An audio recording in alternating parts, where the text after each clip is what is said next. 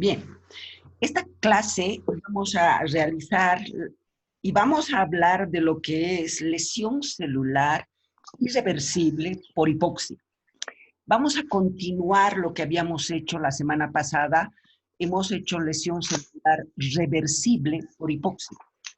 Y habíamos llegado a la conclusión de que en la lesión celular reversible había más alteraciones funcionales que alteraciones estructurales en la misma. Y una gran diferencia entre la lesión celular reversible y la lesión celular irreversible por hipoxia justamente son las alteraciones ultraestructurales que se presentan en la célula por muchas causas. Recordarán que en la anterior clase habíamos llegado a hacer fallar la bomba de sodio, potasio, calcio. Entonces había un aumento de los niveles de calcio dentro de la célula, ¿no es cierto? Disminución de los niveles de potasio. Empezaba a acumularse cantidades mínimas que estaban sobrepasando los niveles normales de calcio. Entonces, este es el tiro de gracia para empezar a hablar de lesión celular irreversible. ¿Por qué? Porque no puede elevarse los niveles normales de calcio dentro de la célula. Eso es fatal para la célula. Y en una hipoxia, el hecho de que se altere el transporte pasivo de la bomba de sodio, potasio, calcio, entonces nos va a llevar a que empiece a elevarse los niveles de calcio dentro del citoplasma. Normalmente hay unos niveles de calcio muy bajitos dentro del citoplasma y no pueden aumentar estos niveles. Cuando se está aumentando los niveles en una célula normal, ¿qué va a hacer la mitocondria y el retículo endoplásmico liso? Va a secuestrar el calcio. De esa manera va a mantener los niveles bien bajitos de calcio en el citoplasma. Pero cuando ya la célula está enferma, como en la lesión celular reversible, falla todas estas funciones, ¿no es cierto? Entonces se van acumulando mucho más de lo normal el calcio dentro de la célula. ¿De dónde proviene este calcio que empieza a acumularse dentro de la célula? Primero, por la falla de la bomba de sodio, potasio, calcio. Entonces, empieza a entrar el calcio de fuera de la célula hacia dentro de la célula. Primero elemento, ¿de dónde proviene el calcio que aumenta en el citoplasma de la célula? De la parte externa de la célula por la falla de la bomba de sodio, potasio, calcio. Segundo, porque también se libera calcio voy a admitir aquí se libera calcio del retículo endoplásmico liso y de la mitocondria, porque también son elementos que están funcionando mal por la falta de energía de moléculas de ATP. Entonces, cuando nosotros tenemos la acumulación de los niveles de calcio más de lo normal que provienen de estos tres espacios, el espacio extracelular, el retículo endoplásmico liso, las mitocondrias liberan los calcios, entonces se aumentan los niveles de calcio dentro del citoplasma. ¿Qué es lo que va a pasar? Estos niveles de calcio que están elevados en la célula, en el citoplasma, van a empezar a activar una serie de enzimas, como la fosfolipasa, por ejemplo. No se olviden que las enzimas son proteínas altamente específicas que tienen la función de degradar elementos estructurales de la célula. Por ejemplo, activa la fosfolipasa. ¿Qué pasa si se activa la fosfolipasa? Va a ir a atacar a los fosfolípidos que se encuentran en la célula. ¿Y dónde se encuentran fosfolípidos en la célula? En las membranas, en la membrana plasmática, en la membrana de la mitocondria, en la membrana del retículo endoplásmico rugoso, en todos los organismos membranosos. Entonces, ¿qué estamos viendo en este momento? Ataque estructural de las células, lo que no había en lesión celular reversible. Ahora estamos hablando de ataques estructurales de la célula en lesión celular irreversible. Entonces, no solamente se activa la fosfolipasa, también se activan las proteasas. que igual van a ir a desintegrar las proteínas estructurales de la célula. ¿Dónde hay proteínas? En las membranas, en el citoesqueleto, existen proteínas funcionales, enzimas que son proteínas totalmente específicas. Entonces, todas estas van a ser degradadas. Ataque estructural. Pero no solamente va a atacar fosfolípidos, va a atacar proteínas por las proteasas, sino que también va a ir a atacar, se va a activar la ATPasa. Y la ATPasa, ¿qué va a hacer? Va a degradar las moléculas de ATP. Y ustedes saben muy bien que en la lesión celular irreversible por hipoxia ya había una disminución de la cantidad de moléculas de ATP. Por eso es que estaba funcionando mal la bomba de sodio-potasio, estaba funcionando mal el retículo endoplásmico rugoso con una menor síntesis de proteínas, etcétera, etcétera. Pero por lo menos todavía existía algo de moléculas de ATP, muy escasas, pero todavía había. Por eso es que en lesión celular reversible solamente hay alteraciones funcionales. En cambio, en lesión celular irreversible ya hay ataque estructural.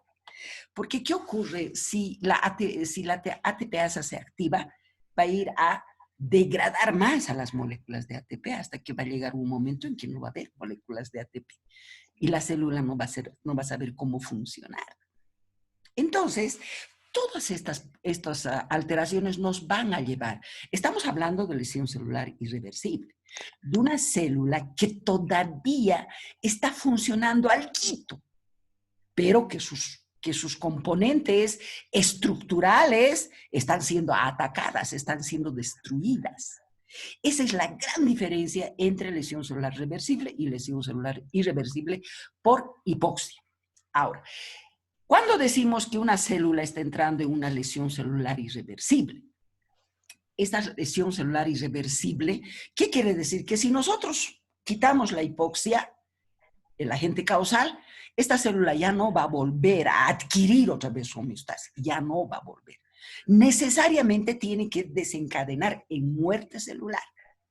Entonces, cuando es la causa la hipoxia, esta célula puede desencadenar en las dos formas de muerte celular, de necrosis y de apoptosis, cuando la causa es hipoxia. ¿Cuál es la diferencia entre necrosis y apoptosis? En la necrosis hay ataque de las estructuras de las membranas. En cambio, en la apoptosis, las membranas están intactas. Pero, ¿qué es lo que pasa? Que hay desintegración de otros componentes intracitoplasmáticos. Entonces, son formas de muerte celular muy diferentes, pero al fin y al cabo son muerte celular. Que la lesión celular irreversible por hipoxia nos va a llevar a estos dos tipos de muerte celular. Vamos a ir más metódicamente aquí. Ya les he explicado el aumento del calcio intracitoplasmático, ¿de dónde proviene?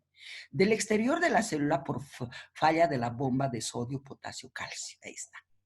¿Sí?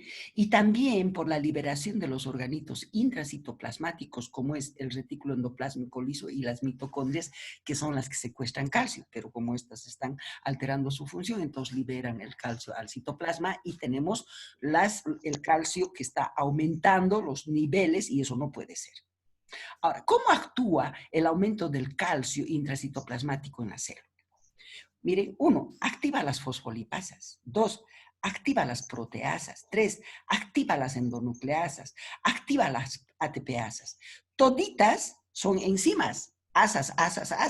Toditas son enzimas. Y ustedes saben muy bien que las enzimas son proteínas altamente específicas. Entonces, cuando activan a las fosfolipasas, ¿qué pasa? Degradan a los fosfolípidos de las membranas. Es un ataque estructural. Miren, hay un ataque estructural de las membranas. Este ataque estructural de las membranas va a ser un elemento importantísimo para que esa célula entre en muerte celular de tipo necrótico. Entonces, se altera más profundamente la permeabilidad de la membrana. El aumento del calcio también determina, miren, también determina la apertura del poro de transición de permeabilidad mitocondrial. Ya habíamos alterado la fosforilación oxidativa. Ya se había alterado, se había hecho mucho más permeable el poro de transición de la permeabilidad mitocondrial, deteriorando mucho más profundamente la generación de ATP. ¿sí? Entonces, todas estas cosas, especialmente el ataque estructural de las membranas, nos va a llevar a esta lesión celular irreversible a que muera por necrosis. Pero también podría morir por apoptosis. ¿Por qué? Porque el poro de transición de la permeabilidad mitocondrial se hace mucho más permeable, dejando salir a una proteína que se llama citocromo C. Cuando sale la citocromo C de dentro de la mitocondria hacia el citoplasma, entonces se activa la muerte celular por apoptosis. Conclusión. En necrosis hablamos del ataque estructural de las membranas, fosfolípidos, proteínas se van desintegrando. Y en apoptosis, la salida de la citocromo C porque se ha alterado el poro de transición de la permeabilidad mitocondrial. Entonces se hace mucho más permeable, sale la citocromo C y activa la apoptosis. Quiere decir que la hipoxia te puede llevar a la muerte celular por necrosis y por apoptosis. Otras enzimas que se activan las proteasas. ¿Qué hacen las proteasas? Degradan todas las proteínas estructurales de la célula por oxidación. Más después vamos a ver cómo actúan las proteasas, las fosfolipasas, etcétera, etcétera. La activación de las endonucleasas también. ¿Qué hacen las endonucleasas? Degradan al ADN, o sea, rompen al ADN y degradan, fragmentan, fracturan a la cromatina. De esa manera es como también hay una alteración en el ADN y en la cromatina nuclear. Y esto es grave. ¿Ya? Luego hay activación de la ATPasa que acelera el agotamiento del ATP, de las moléculas de ATP, porque estas van a ir a degradar a la ATP y se agotan las moléculas de ATP. Miren, la alteración de la permeabilidad mitocondrial también lleva a la muerte celular por apoptosis, lo que hace rato les decía. Muy bien, así es como el aumento de los niveles de calcio actúa en la lesión celular irreversible. O sea, un punto bioquímico crítico para poder separar lesión celular reversible de lesión celular irreversible es el aumento de los niveles de calcio intracitoplasmáticos. Ahí nosotros podemos hacer una separación bioquímica crítica para decir, desde acá yo empiezo a hablar de lesión celular irreversible. ¿Me entienden? Ese es el punto bioquímico crítico importantísimo para empezar a hablar de lesión celular irreversible. Aumento de los niveles de calcio intracitoplasmático. ¿Qué pasa cuando la célula funciona mal? Bueno, estamos en una célula que funciona mal. Desde lesión celular irreversible. Desde lesión celular reversible funciona mal. ¿Y qué pasa con estas células que funcionan mal? Miren, acumulan las especies reactivos. Todas las células que funcionan mal acumulan especies reactivos de oxígeno. Cuando se acumulan las especies reactivos de oxígeno nos van a llevar a una estrés oxidativo. Y este estrés oxidativo es el inicio de muchas patologías celulares. Las siguientes son causas de la acumulación de los EROS. ¿Cuáles son estas patologías celulares a las que nos lleva el estrés oxidativo? Pueden ser lesiones químicas, las radiaciones, lesión por isquemia y perfusión, el envejecimiento celular y durante la fagocitosis de los microorganismos. En todos estos tipos, en todas estas causas, ¿qué vamos a tener? Acumulación de las especies reactivas de oxígeno. Todas estas son las causas para acumular especies reactivas de oxígeno. Mira, lesiones químicas, radiaciones, lesiones por reperfusión de oxígeno, el envejecimiento celular, la fagocitosis, donde los macrófagos participan y durante la fagocitosis también vamos a tener nosotros acumulación de especies reactivas de oxígeno. Esas son las causas. Vamos a ver. Estos diapositivas están en sus libros. Ahí tenemos qué es la hipoxia. Perdón. La disminución del aporte de oxígeno, las toxinas, las irradiaciones, miren, van a atacar a la función de la membrana. Hay un daño de de la función de la membrana hay una disfunción mitocondrial.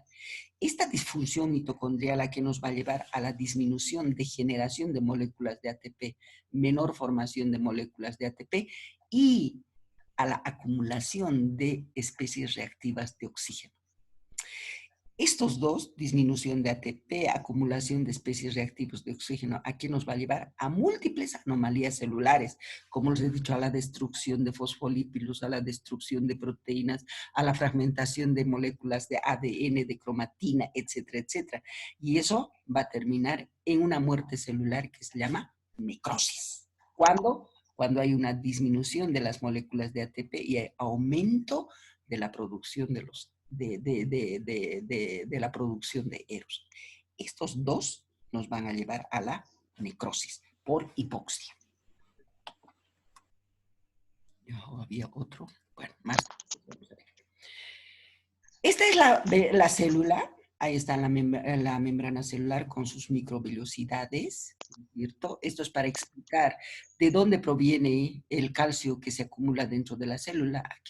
Aquí tenemos calcio extracelular que está entrando y aquí tenemos la liberación del calcio de la mitocondria y del retículo endoplásmico rugoso. Entonces, tres son las fuentes para que haya un aumento de calcio intracitoplasmático.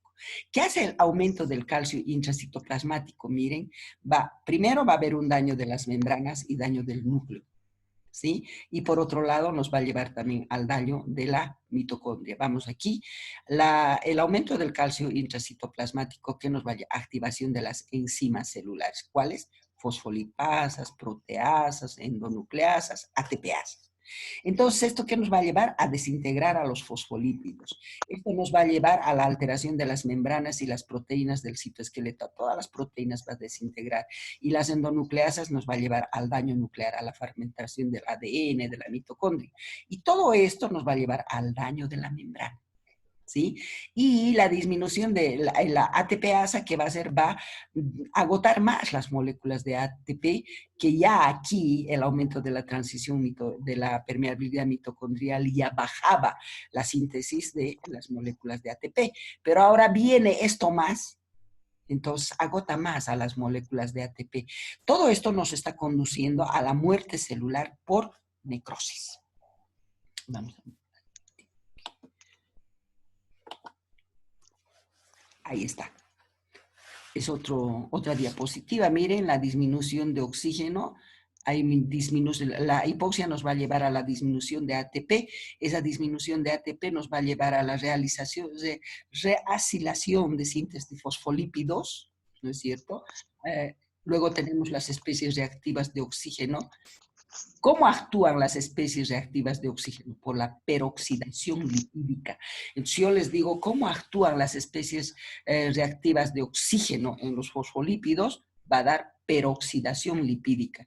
Y en las proteínas va a dar oxidación de las proteínas, ¿sí? Así, entonces hay una disminución de la síntesis de fosfolípidos. Aquí se está desintegrando fosfolípidos por los fosfolipasas, por las especies reactivas de oxígeno, y aquí hay menor síntesis de fosfolípidos, porque no se olviden que en las células siempre vamos a tener pérdida de fosfolípidos, pérdida de proteínas en una célula normal, porque se agotan estos elementos estructurales en cada función que realiza, pero en una célula normal se sintetiza más proteínas para sustituir a las pérdidas, más fosfolípidos para sustituir a la pérdida de los fosfolípidos. Entonces, es así como, pero en una célula lesionada todo está disminuido, entonces más es lo que se pierde que lo que se sustituye. Ahí está, pérdida de fosfolípidos, daño de la membrana. Aquí tenemos el aumento del calcio citosólico, actividad de la fosfolipasa, actividad de la proteasa, degradación de los fosfolípidos y vamos a tener productos de degradación lipídica. Ahí tenemos los productos de degradación, que son los productos de degradación lipídica, nos van a ir a formar los cuerpos hialinos que se encuentran en lesión celular irreversible.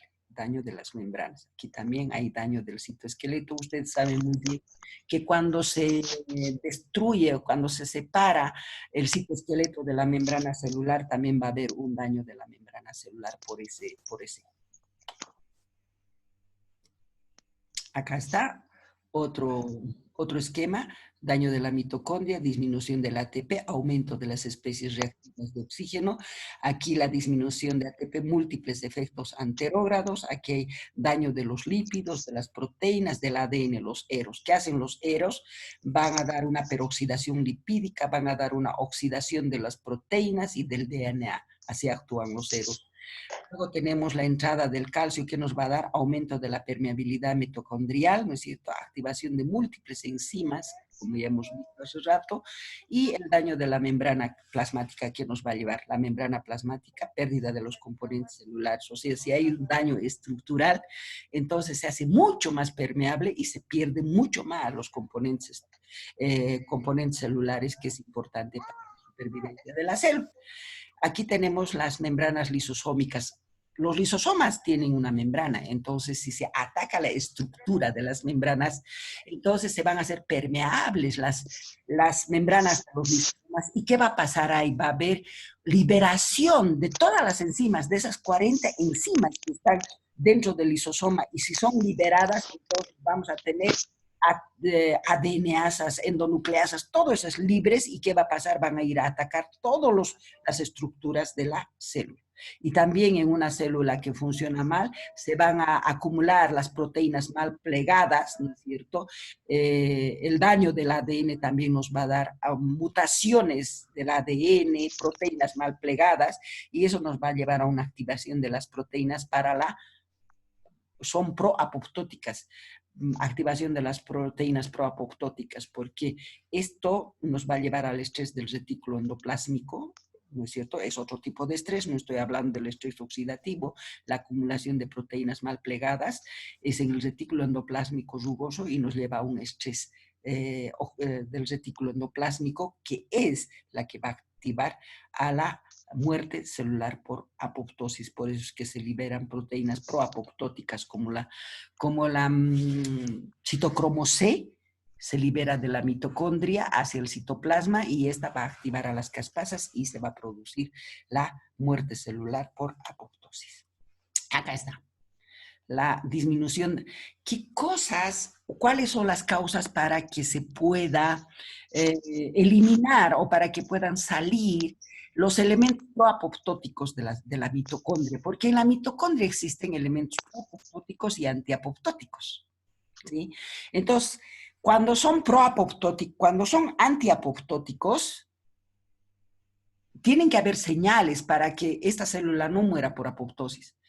Los factores de crecimiento, el aumento de los factores de crecimiento, el aumento de las hormonas van a ir a estimular a las proteínas antiapoptóticas. Por eso es que esa célula no va a morir por apoptosis. Pero si tenemos menor cantidad, las señales de supervivencia del ADN, hay menor cantidad de factores de crecimiento, menor cantidad de hormonas, va a haber, qué sé yo, daño de las proteínas, va a haber lesión del ADN. Todos esos son elementos proapoptóticos. Entonces, aumentan las proteínas proapoptóticas y disminuyen las proteínas antiapoptóticas. Entonces, cuando aumentan las proteínas proapoptóticas por estas señales y disminuyen las proteínas, siempre hay una pelea de estas proteínas proapoptóticas y antiapoptóticas. Y estas señales nos van a llevar a que ganen las proteínas proapoptóticas. Entonces, ¿qué va a pasar? La mitocondria va a dejar salir la citocromo C, ¿no es cierto? Ahí estas son las citocromo C. Entonces se va a producir todo lo que es la cadena de la muerte celular por apoptosis. Bien, ¿qué son los radicales libres? Los EROS son radicales libres, ¿no es cierto? Y hemos visto cómo actúan los especies reactivas de oxígeno. Los ceros son radicales libres, son sustancias químicas inestables que tienen un electrón en su órbita externa y son altamente reactivos. Atacan a las moléculas adyacentes, tanto orgánicas como inorgánicas. Pueden atacar a proteínas, lípidos, hidratos de carbono, ácidos nucleicos, que es toda la composición estructural de la célula. Entonces, miren cómo los EROS, las especies, los radicales libres, una de ellas son las especies reactivas de oxígeno, pueden atacar a todas estas estructuras de la que está compuesta la célula. Ahora, dentro de los radicales libres tenemos a los eros, ¿sí?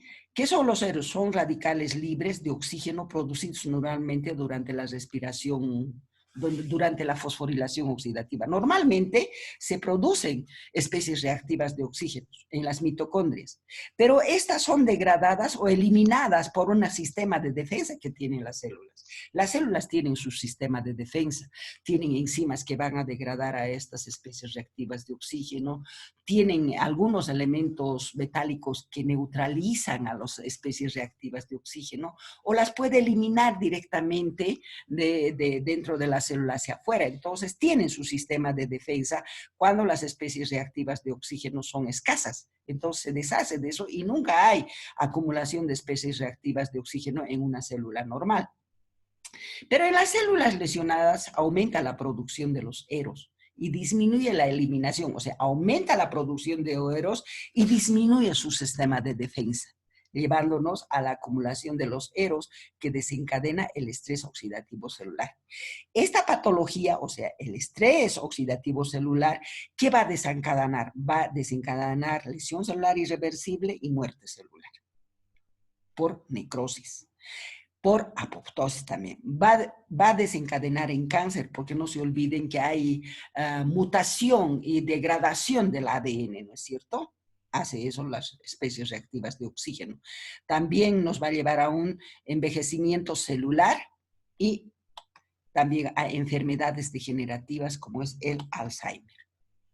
Acá tenemos también los leucocitos activados, son los que producen grandes cantidades de eros.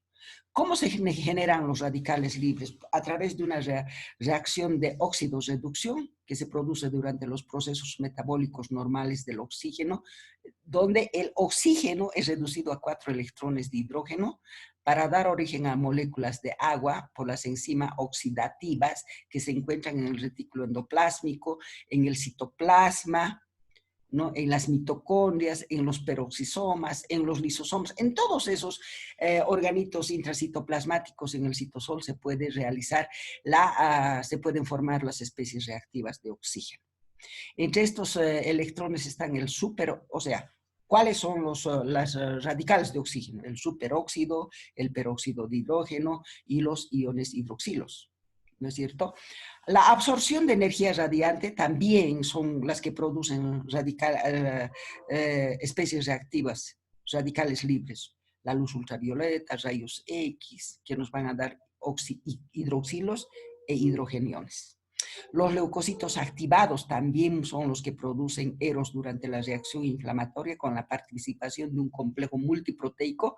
Este es un complejo multiproteico que es una oxidasa para la reacción redox. Otras oxidasas son la santina oxidasa que produce el oxidrilo. Son formación de radicales libres. El metabolismo enzimático de las sustancias químicas, entonces las sustancias químicas también nos van a producir radicales libres. Ejemplo, el tetracloruro de carbono que se convierte en tricloruro de carbono. Este es el radical. Esta es una sustancia inactiva. Esta es la activa, este es el radical. O sea, el tetracloruro de carbono dentro del organismo es inactivo. Tiene que convertirse a radical para ser activo. Ejemplo, tricloruro de carbono. Los metales de transición como el hierro, el cobre, donan y aceptan electrones también. Y así se forman radicales libres, como sucede en la reacción de Fenton. El óxido nítrico, importante mediador químico generada por las células endoteliales. Miren, las células endoteliales, los macrófagos, las neuronas, son las que van a formar el óxido nítrico que actúa como radical libre también. ¿Cómo se eliminan los radicales libres? Ahí está, por descomposición espontánea, por bismutación, mecanismos no enzimáticos como los antioxidantes que bloquean la formación o la inactivación, la vitamina E, la vitamina A, el ácido ascórbico, el glutatio, etcétera, etcétera. Todos esos son enzimas. Mecanismos enzimáticos, ahí también la catalasa, la superoxidasa bismutasa, la glutatión peroxidasa, todas estas son enzimas que van a degradar a los radicales libres. ¿Cómo actúan los radicales libres? dan peroxidación lipídica de las membranas. Esto es bien importante. ¿Cómo actúan los radicales libres a nivel de las membranas? Peroxidación lipídica de las membranas. Es un daño oxidativo que se produce en el ataque a al doble enlaces de los ácidos grasos insaturados. Luego tenemos la modificación oxidativa de las proteínas. ¿Cómo atacan a las proteínas? Oxidando las proteínas.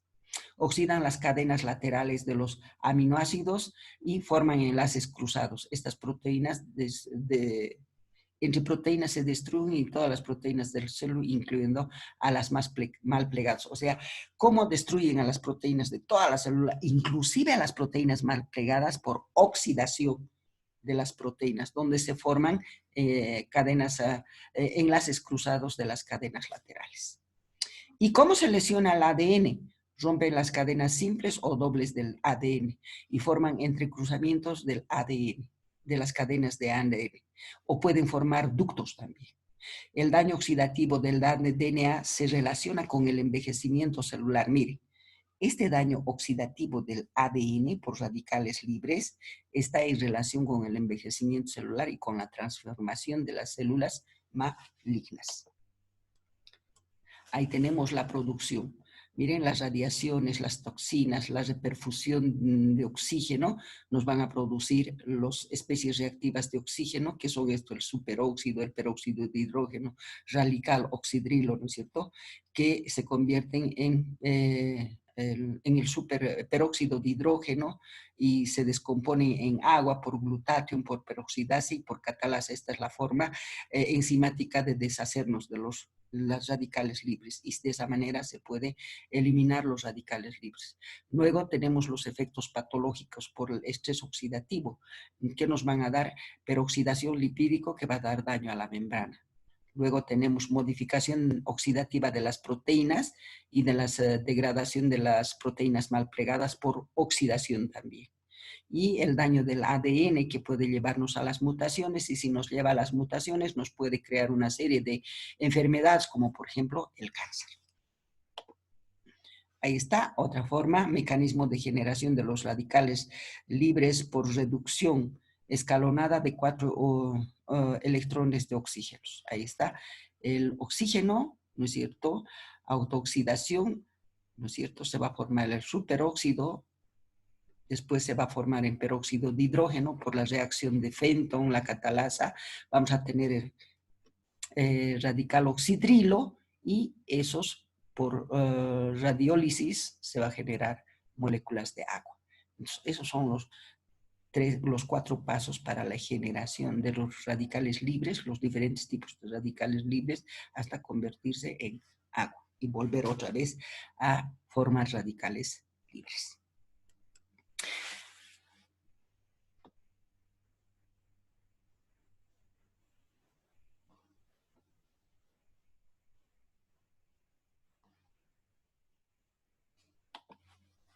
Bien, he finalizado. Voy a finalizar la